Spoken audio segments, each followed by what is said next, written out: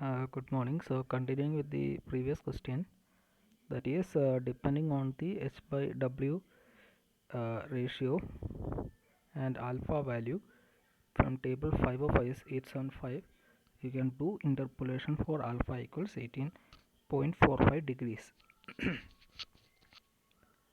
So, for EFGH and EGFH, that is when wind angle equal to 0, theta equal to 0, and wind angle theta equals 90 degrees.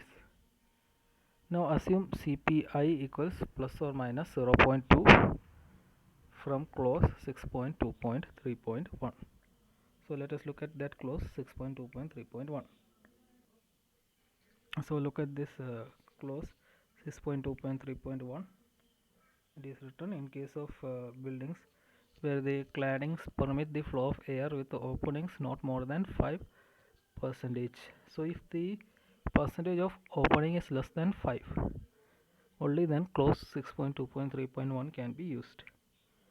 So two design conditions shall be examined, one with an internal pressure coefficient plus 0.2, another with the internal pressure coefficient minus 0.2. The internal pressure coefficient is algebraically added to the external pressure coefficient, and the analysis which indicates greater distress of the member shall be adopted. So 6.2.3.1 you will get CPI, that is internal pressure, and from table 5 of IS 875 you will get the value. So this is table 5, h by w less than 1 by 2 less than h by w less than 3 by 2. So for 10 degrees, if the value if the angle is 10 degree, it is minus 1.1 minus 0.6, minus 1.1 minus 0.6 minus 0.8 minus 0.6. Now similarly, when the angle is 20, minus 0.7 minus 0.5 minus 0.8 minus 0.6. So our angle lies between 10 and 20, that is 18.45. So you have to do the interpolation between these two values, that is minus 1.1 and 0.7, and similarly minus 0.6 and minus 0.5.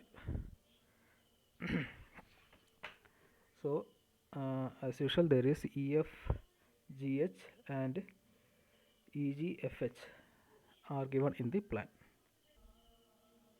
So we have assumed CPI equals plus or minus 0.2 from clause 6.2.3.1. Now maximum values of CPE for alpha equals 18.45 has to be noted down. So if you look at the values, minus 0.762, minus 0.515, minus 0.8, minus 0.6. So looking at all the four values, uh, the maximum values are 0.8 and 0.6. Actually we need to find for windward side and leeward side. So when wind angle theta equals 0 degree, EF is windward, EG, and when theta equal to 90 degree, EG is windward. Similarly, when theta equal to 0, GH is leeward and FH is leeward for theta equal to 90. So what is the maximum windward value? That is minus 0.8. So when theta equals 90 degree, and what is the maximum leeward value? Minus 0.6. Actually we are ignoring the negative sign, only we are taking the absolute value. So while taking the absolute value, this is the maximum value of CPE. Now next in the formula is CPE minus CPI. Now you have to compute CPE and CPI. So CPI has two values, that is one is plus 0.2, the other one is minus 0.2. Now this minus 0.8, the maximum values on windward side has to be calculated, that is CPI minus CPE minus CPI has to be calculated for windward side. So that is minus 0.8 minus 0.2.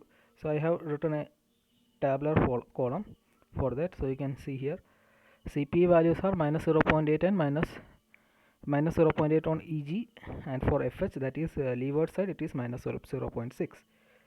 Similarly CPI values, there are two values. So for each values, that is plus 0.2 and minus 0.2, you are calculating CPE minus CPI.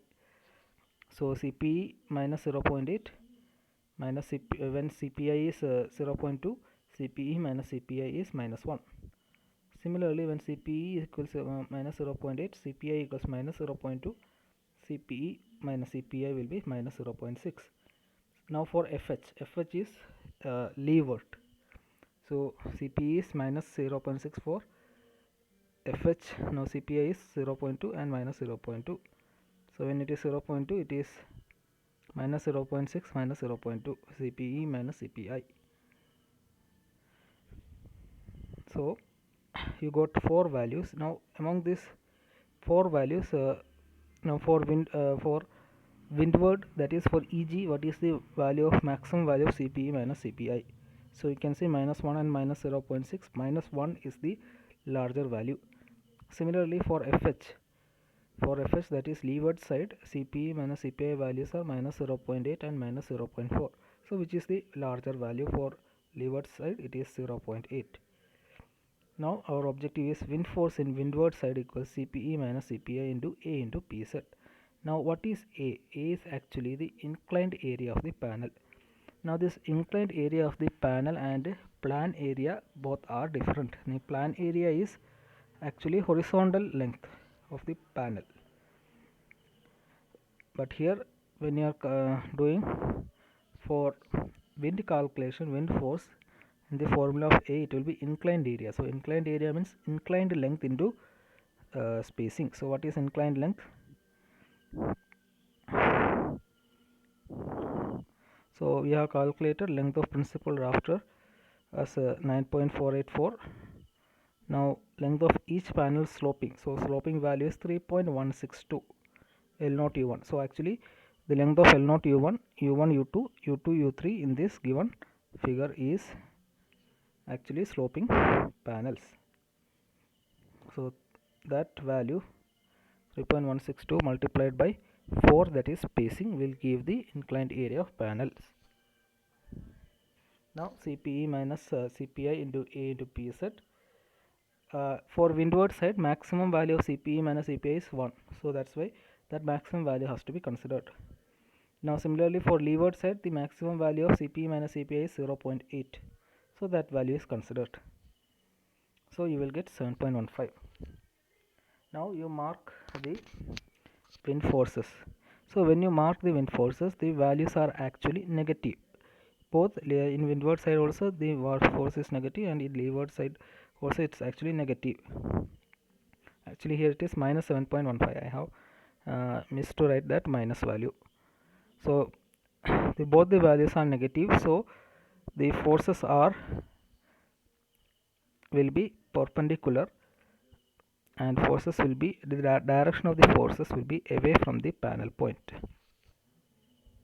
So when the direction of the force will be towards the panel point, only when the values are positive. Now the force value is negative, so that's why it is known as suction. So actually suction means that the force values will be pointed away from the panel points, that is in opposite direction. So from windward side, and these wind forces, they are acting at 90 degrees. So that point also has to be remembered. So along this inclined principal rafter, they are at 90 degrees.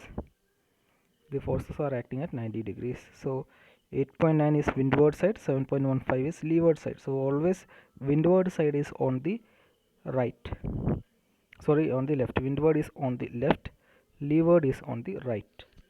So that point has also to be noted. So these are the wind forces. Now after calculating all the forces,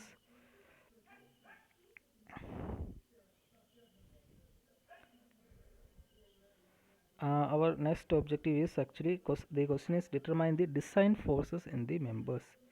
So that is the question, design forces in the members L0 U1. So look at the figure, L0 U1 and U1 L1 and L0 L1. So these three members design forces you need to calculate. So how to calculate design forces?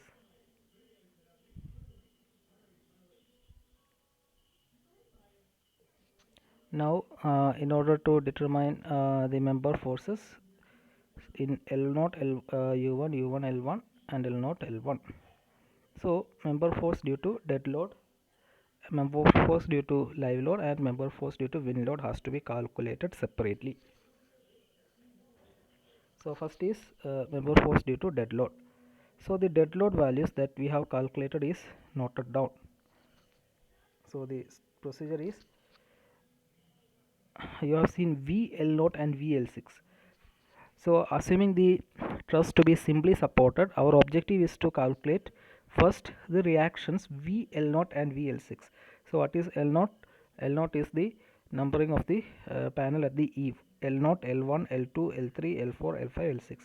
So these are the points, important points. So L0, so the vertical reaction at eave point L0 is VL0, and that is the leftmost end, and in the rightmost end VL6, it is denoted as VL6. Now summation of VL0 and VL6 equals the summation of all the forces acting downward.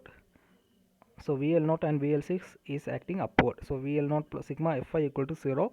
VL0 plus VL6 equals, so if you sum all the if you do the summation of all the forces that are acting downward, 2.15 is acting on both the ends. So 2 into 2.5 plus 4.3 force is acting on 5 panel points. So 2.2 into 2.5 plus 5 into 4.3, that is 25.8.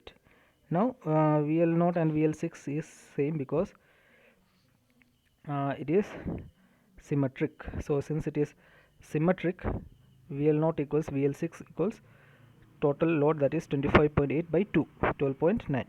So after calculating VL and V0, you are using method of joints. So in the method of joints, take the joint L0. So if you take the joint L0, so what are the members that is accompanying joint L0? It is L0 U1 and L0 L1.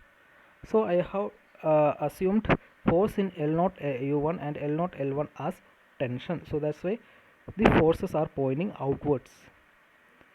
Okay, so FL0 U1, FL0 L1. Now in that L0, 2.15 is acting downward, that is the dead load at the end panel point. Now the reaction at L0 is 12.9, which we have calculated. Now using this simple equilibrium equations, that is sigma Fy at L0 equals 0. When sigma Fy at L0 equals 0, it will be 12.9 acting upward, 2.15 acting downward. Now FL0 U1, this FL0 U1 is inclined at an angle 18.45 degrees. So hope everyone remembers that principal rafter is inclined at an angle 18.45. So what is the vertical reaction? It will be FL0 U1 sine 18.45. So FL0 U1 sine 18.45 is acting upward, 12.9 is acting upward, 2.15 is acting downward. Okay, so sigma Fi equal to 0 means 12.9 plus FL0 U1 plus sine 18.45 equals 2.15. So FL0 U1 is minus 34. So minus indicate actually compressive force. So we have assumed L0 U1 equal to tension. That's why the force direction is acting outward, that is away from the member. Now similarly sigma Fx at L0 equals 0. So sigma Fx at L0 equal to 0 means, what are the force that is acting in horizontal direction? One force is FL0 L1, the force along the member L0 L1. The other force that is acting in the horizontal direction will be FL0 U1, the component of L0 U1 in horizontal direction. So what is that component? It will be FL0 U1 cos 18.45. So summation of that, you know, FL0 U1 is minus 34. So substituting, you will get FL0 L1 value as 32.25. So in this way, L0 U1 and L0 L1 forces are determined due to dead load. Now similarly take joint L1. Okay, so if you take joint L1, so there are three members, that is L1 L0, L1 L2, L1 U1. So there are three members. Our objective is to find FL1 U1. So in that joint, if you take sigma Fy equal to 0, then obviously FL1 U1 is 0. Okay, so if you look at that figure, I have taken the point L1 U1. I have taken the joint L1, so along the joint L1 three members are coming: L1 U1, L1 L0, L1 L2. So sigma Fi at L1 equal to 0 means L1 U1 is 0. Okay, so this is member force due to dead load. Now member force, similarly you have to calculate member force due to live load. So how you calculate member force due to live load? The same way you have to mark all the live loads. So I have just drawn the truss in short and just marked the live loads that are acting at panel points. The live loads were 7 and at the end panel it was 3.5. So similar to that done in the case of dead load, it will be VL0 plus VL6 will be totally 5 numbers of 7 forces are acting and 2 numbers of 3.5 are acting. So VL0 plus VL6 equals 7 into 5 plus 2 into 3.5, 42. So VL0 equals 42 by 22, that is 21. Now taking joint L0, same way as we have done before, there are two forces FL0 U1, FL0 L1. Now sigma Fi equal to 0 means 21 plus FL0 U1 sine 18.45 equals 35 equals 3.5. 3.5 is acting downward. Okay, then similarly sigma Fx equal to 0, that is FL1 L0 U1 cos 18.45 plus FL0 L1 equals 0. So substituting FL0 L1 equals 52.45. Now similarly take joint L1. So I have already mentioned in the case of dead load, that is sigma Fi equal to 0 means FL1 U1 equal to 0. Now due to live loads, so force in L0 L1 is 52.45, that is tension, and force in L0 U1 is minus 55.3, so minus 55.3 indicates compression. FL1 U1 is 0. So these are the forces due to live loads. Now the last one is member force due to wind load. So these are the wind loads, because on the wind loads acting on the windward side, that is the left panel, the left side of the principal rafter is different and right principal rafter is values are different. The left principal rafter is windward, the right principal rafter is leeward. So that's the only difference. Now same approach, that is, but here the forces are inclined, that is the wind forces are acting perpendicular to the principal rafters. So VL0 and VL6, they are actually in y direction. So you have to take the component of each of these forces in y axis. So 4.45, the component will be actually cos 18.45. So I have marked the geometry here. So 18.45 is inclined. So the all the forces 4.45, 8.9, all the wind forces is acting at 18.45 from the vertical axis. So we now if you take sigma Fi equal to 0 minus VL0 plus VL6, actually VL0 plus VL6 will be negative of, because 4.45 is acting away. So if you take the y component, it will act upward. So minus of VL0 plus VL6 equals 4.45 cos 18.45 plus 3 into 8.9 is acting 3 times. So 3 into 8.9 cos 18.45 plus moving on the other side, 3.6 into cos 18.45 plus 3 into 7.15 cos 18.45. Now minus VL0 plus VL6, but due to symmetry half the load will be shared. Okay.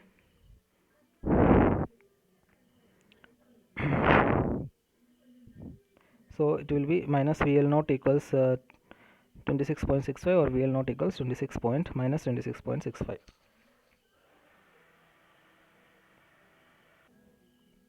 Now taking joint L0, so 4.45 is inclined at 90 degrees. So you have to take the component of 4.45 in y-axis. It is 4.45 cos 18.45. Now sigma fx equal to 0. Fx equal to 0 means it will be 4.45 sin 18.45 plus FL naught u1 cos 18.45 equals 4.45 sin 18 point equals FL not L1. Now similarly Fy sigma Fy equal to 0 means 4.45 cos 18.45 plus FL not u1 cos 18.45 equals 26.65. Okay.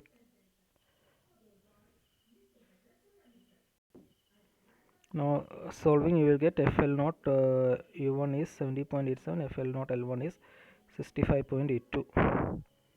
Now similarly taking joint L1, it will be FL1 u1 is 0. Now force due to wind load is FL not L1 is minus 65.82, FL not u1 is 70.87, FL1 u1 is 0. Now final design member forces, you have to use load combinations. So everyone knows what is the load combinations.